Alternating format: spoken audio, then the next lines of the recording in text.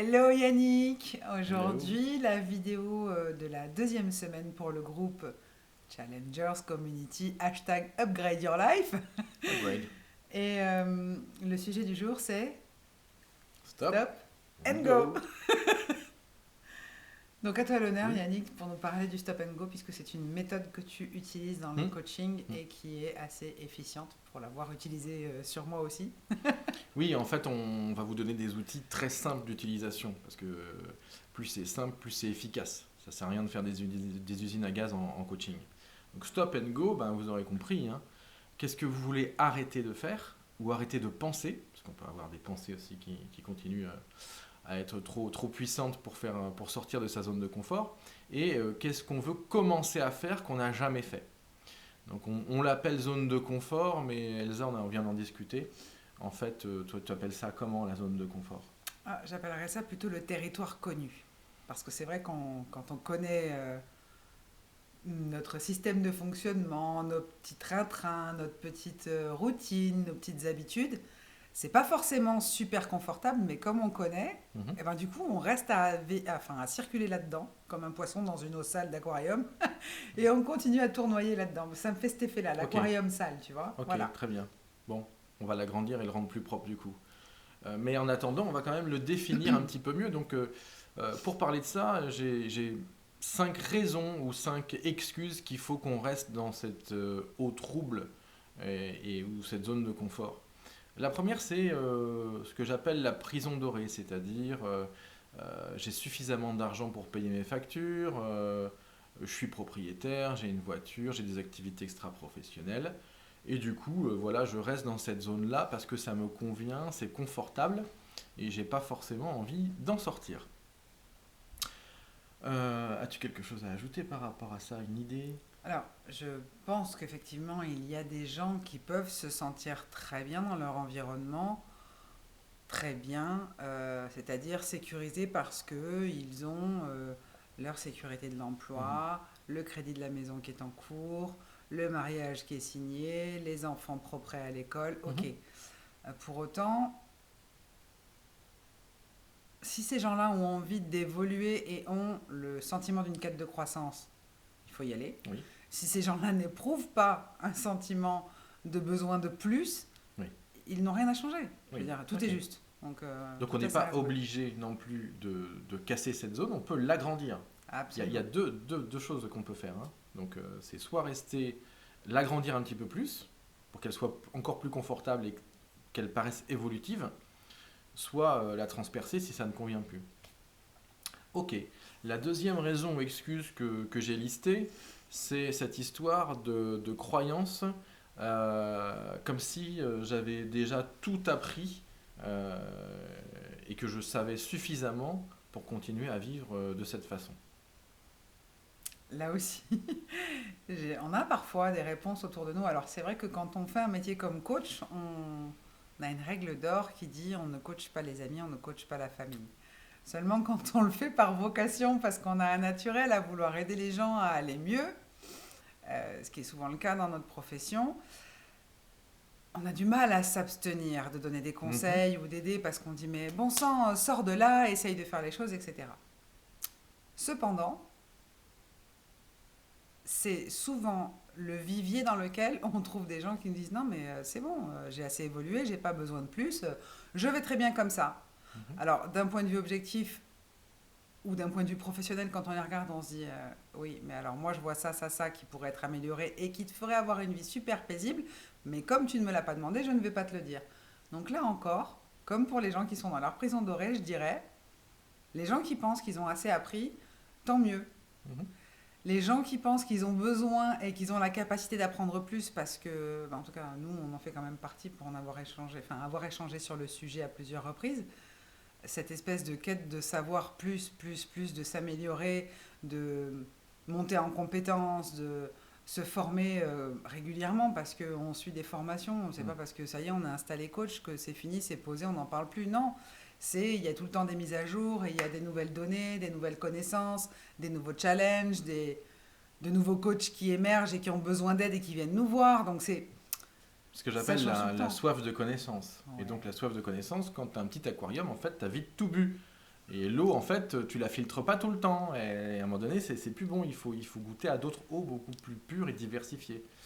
Euh, c'est ce que j'appelle aussi, dans la troisième raison et la troisième excuse, la victimisation ou le rôle du sauveur. C'est-à-dire, je vis par procuration en sacrifice pour des gens.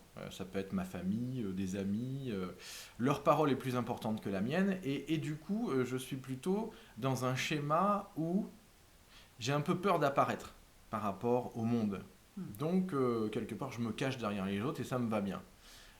J'en connais, tout le monde en connaît et c'est pas facile de se montrer et de sortir de cette zone de confort. Donc, souvent, ce genre de comportement amène à une sorte de cocotte minute où ça pète au bout de 10 ans, au bout de 15 ans, et après, la pression est redescendue et on reste à nouveau dans cette zone de confort-là.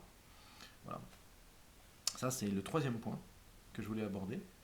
Ça me parle bien pour l'avoir vécu. Ok, très Le bien. mode cocotte minute. Ok. Jusqu'au jour où tu dis ah non mais là stop quoi. Hmm. Stop. Il y a quelque chose que je maîtrise pas ou que je comprends pas ou que j'ai pas compris parce qu'à chaque fois je répète les mêmes choses dans ma vie. Je rencontre le même type de personnes qui me font vivre le même type Mhm. de merde parce que je l'accepte, parce que quelque part je l'appelle, je le demande et comme je ne Ok. vais pas vers l'évolution, j'y suis confrontée à nouveau. Donc Donc, tu oui. passes par le stop avant de dire go. Exactement. Ok. Il y a un moment où tu Ouais. dis stop. Allez maintenant on y va, c'est bon. Ça On a tout marche. posé, on y va. Oui, oui. Mais il y a du temps de maturation puisque Oui. c'est une sorte de pression Mm. qui arrive. On en parlera tout à l'heure. Quatrième point, c'est la peur de perdre quelqu'un ou quelque chose. Mm. Tu veux ajouter quelque chose par rapport à ça? La peur de perdre quelqu'un ou quelque chose en rapport avec une évolution, un changement, une Exactement. croissance. C'est-à-dire que si je change, attention au risque aux dégâts collatéraux. Collatéraux, c'est mieux. Oui. Euh, je ne sais pas si tu te souviens quand tu m'as coaché Mhm. euh, et que tu m'as dit on va externaliser les blessures. Oui, c'est un outil Et sympa. ouais, maintenant je le maîtrise aussi. Merci. Mhm. Euh, Mon premier réflexe, ça a été je ne veux pas perdre la petite fille espiègle qui est en moi parce que c'est elle ma pile, c'est elle qui est mon énergie, c'est elle qui est mon tilit, tilit, tilit, tilit, tilit, parce que moi je suis comme ça tout le temps. Mhm.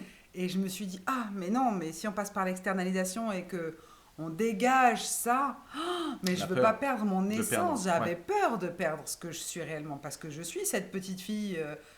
Quand on me suit sur Facebook, on voit souvent c'est Shirley Temple qui rigole comme ça. Enfin, Oui. c'est vraiment mon essence. Et j'avais très très peur de ça. Et je sais que tous les coachs et même les thérapeutes sont confrontés souvent Mhm. à cette problématique de oui, mais alors après le changement, si je fais ça, si je progresse, si je grandis, si je crois, est-ce que je vais pas me perdre?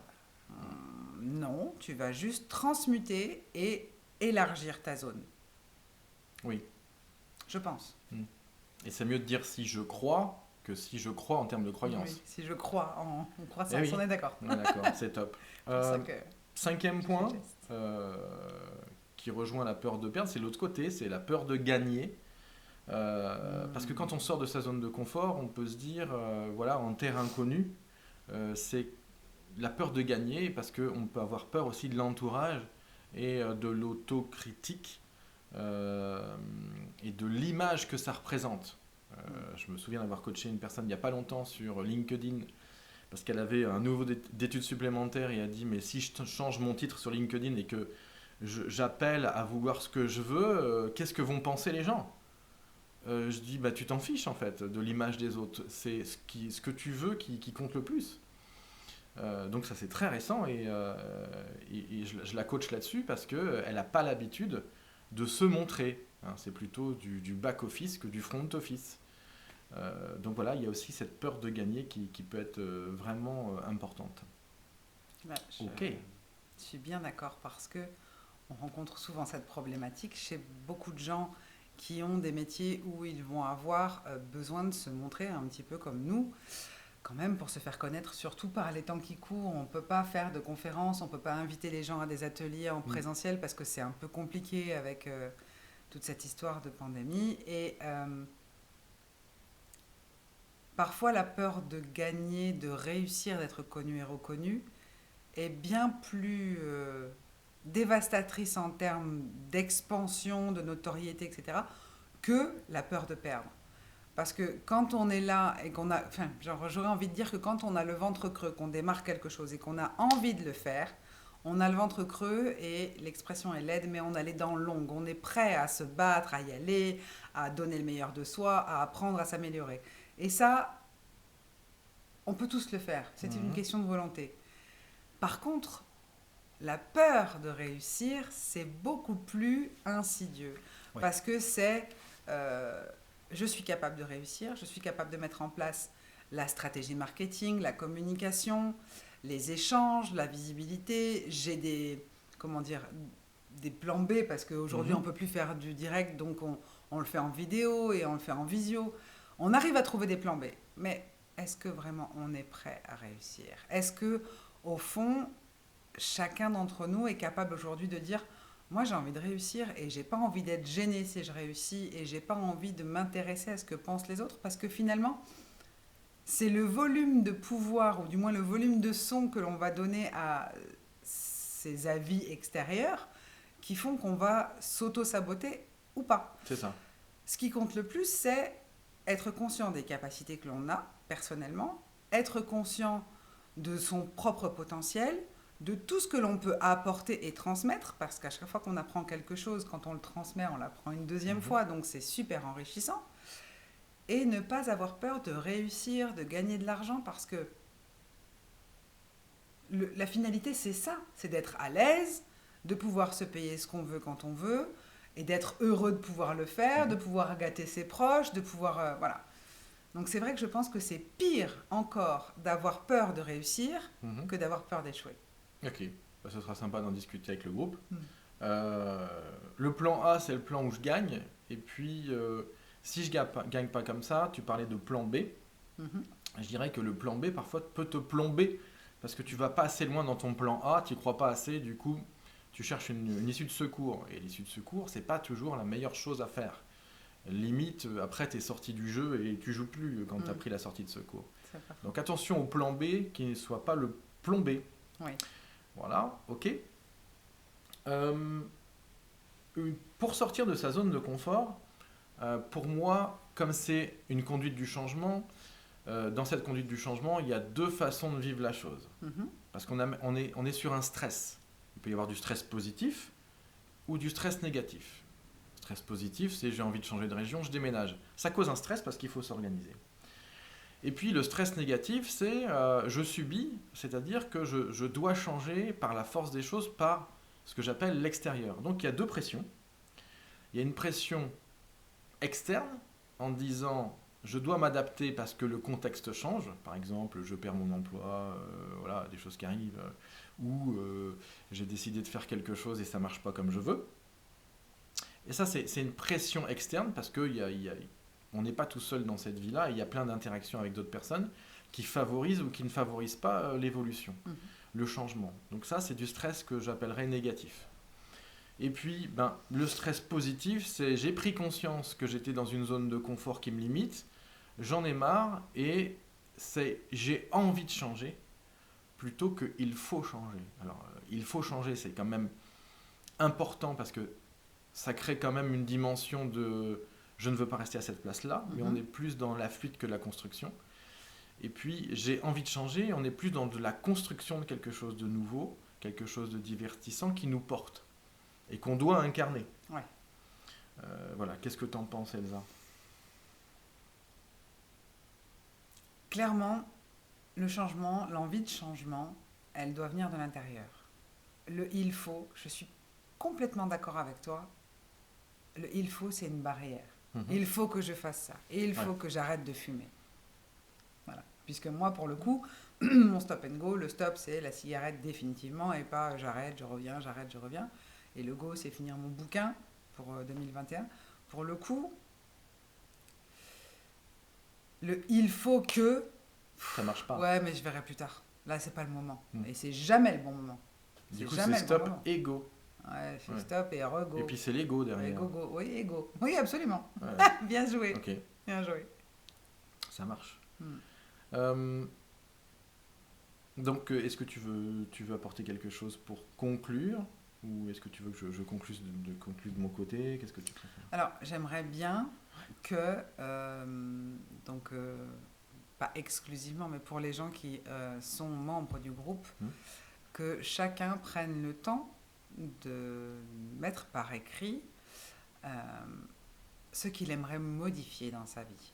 Alors, l'idéal, ça serait de les partager sur le groupe. Oui, Pas parce qu'on est des curieux et qu'on veut tout savoir, mais simplement pour voir créer de qu'il y a l'émulation. d'autres personnes qui ont envie de changer les mêmes choses. Et que chacun, alors que nous, on puisse intervenir et donner des clés, parce qu'on pourra répondre au cas Ça en par fait cas, partie. mais aussi que chacun puisse s'apporter mutuellement. Ah bah attends, mais moi ça, je l'ai vécu, j'ai vécu la même chose que toi, et je suis passé par là et j'ai obtenu ça. Et la personne ne sera pas obligée de suivre à la lettre ce qu'a dit cet autre moi, mais il aura une idée, il aura une approche, il aura une perspective. Et le fait d'écrire noir sur blanc ce que l'on a envie de changer, Mhm. les changements qu'on a envie d'apporter à sa vie, c'est hyper important. Parce que quand on ancre les choses, on les ancre, comme avec une encre marine.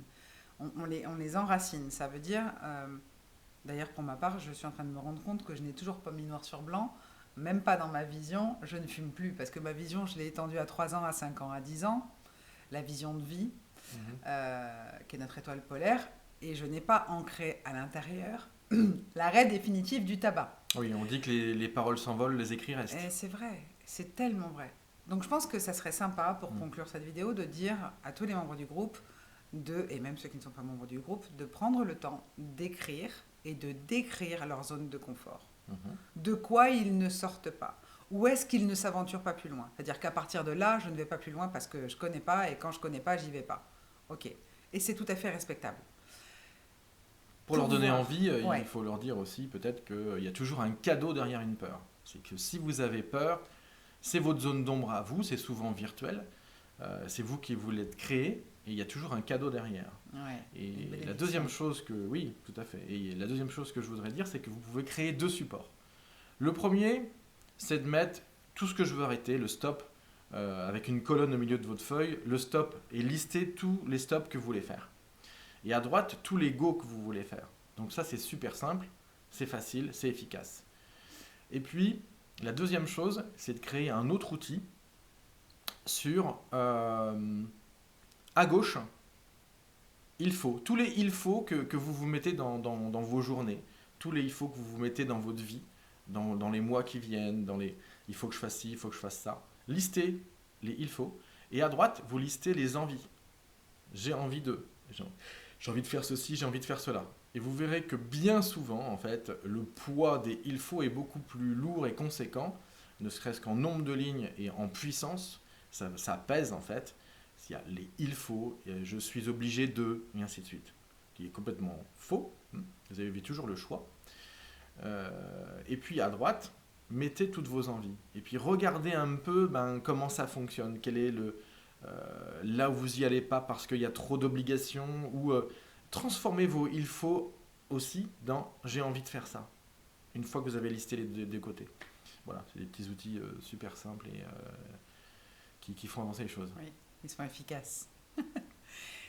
Eh bien, je vous remercie d'avoir regardé. Nous vous remercions d'avoir regardé cette vidéo. On vous Ouais, c'est formidable. souhaite une belle fin de journée. Mhm. C'est donc la vidéo de jeudi 11 Mhm. mars 2021 du groupe Challengers Community.